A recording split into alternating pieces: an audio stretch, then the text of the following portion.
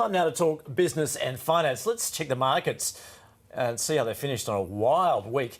We can see the US market, the Dow, making more significant gains there, up close to 240 points, the S&P 500, and tech stocks also on the rise. A check of the commodities, we can see gold is higher. Mixed session there for oil.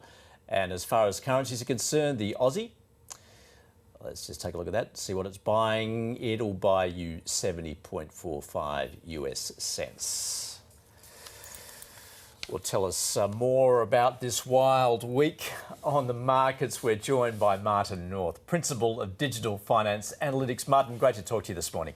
Morning, Andrew. Okay, so what's your explanation? Have you ever seen anything quite like this as far as what's happened on the market, certainly in the US?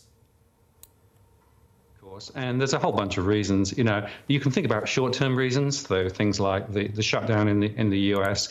You can think about what the Fed's been doing, but I think you need to take a longer-term view because, of course, there is very small volume going through at the moment. There are a lot of computers trading with each other, and so it tends to accentuate the movements. But if you look back over the last year, most of the main indices in the US are down at least 7%, some down more. They went up higher in the year and came back. And our local markets pretty much followed that trend too. So we are definitely in a downward trend at the moment, and the question is how far and how fast. I think these high volatility movements are just part of the journey. Yeah, the question is, are we sort of approaching bear market territory? Well, of course, the definition is 20% down and from peak, and of course Nasdaq hit that earlier in the month. The main markets hadn't quite. My own view is we are mirroring some of the trends that we saw in 2007 prior to the GFC in terms of the volatility, in terms of those movements. I'm not sure anybody really knows yet exactly how this is going to play out. It could be that we actually go into this long-term volatility period for quite some time, or it could be we continue to see the movements down. I think there's a question of the trade wars and how that's going to play out. I think there's a question about how the US economy is looking. And remember, the interest rates in the US are continuing to rise at the moment. So borrowing costs are rising. Many corporates are now having to pay more for those bonds, and the sugar hit from the US in terms of the tax cuts that came through are wearing thin. So effectively, I think the momentum in the US is probably going to continue to slide.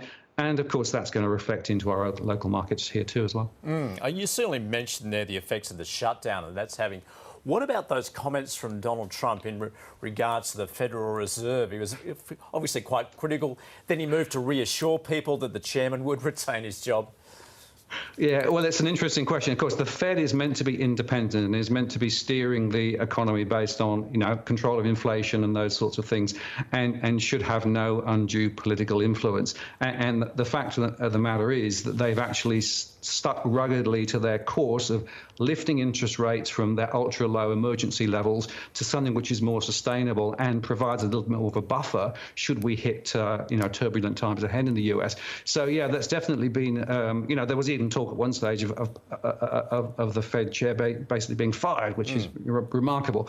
But yes, I mean, thank goodness the Fed is independent and, seems just to ignore some of those rather gusty direction from Washington and just plow the furrow, trying to keep the inflation in roughly the right area. Of course, with the interest rates rising, that's going to put significant pressure on inflation. So my expectation is the Feds will continue to raise rates next year. All right, well, let's stick with your expectations then for next year. You can bring out your crystal ball, polish it off.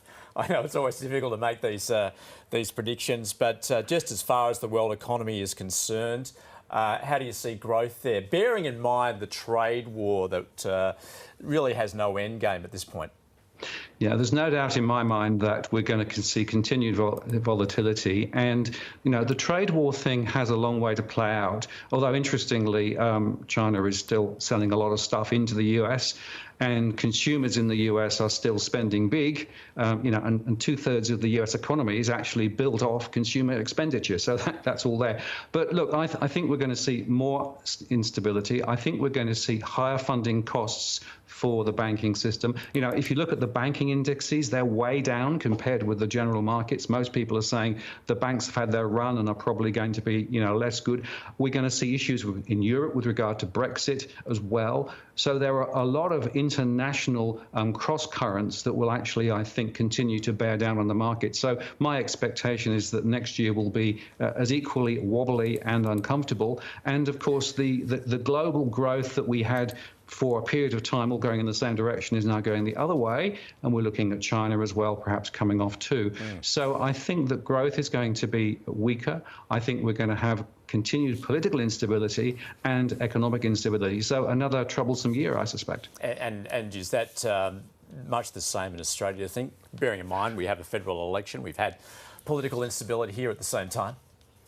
Yeah, so I think if we look locally, we are going to see, more difficulty here too. So if you look at our local indices, the overall index is around 7% down over the year, but the financial index is a lot further down, and some of the financial stocks are down 20% year on year. And of course, that reflects a lot of the issues to do with the Royal Commission and all of those things. That I think we're going to see more pressure on the financial sector. I think we're going to see more concerns about growth here in Australia. I think the GDP number will continue to be weak. We also have now the banks wrestling with higher funding costs thanks to the Fed, which means that they are sitting on at the moment about 15 to 20 basis points of margin compression. Now, the way they're recovering that is actually stealing it from depositors rather than raising mortgage rates, but my expectation is that mortgage rates may well rise.